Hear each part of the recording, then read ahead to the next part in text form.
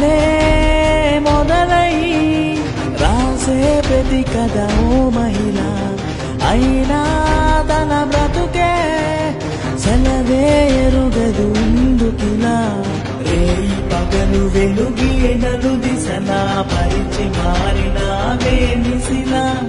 అలుపు లేక మనకై యంత్రములా మగువలేని జగతి మన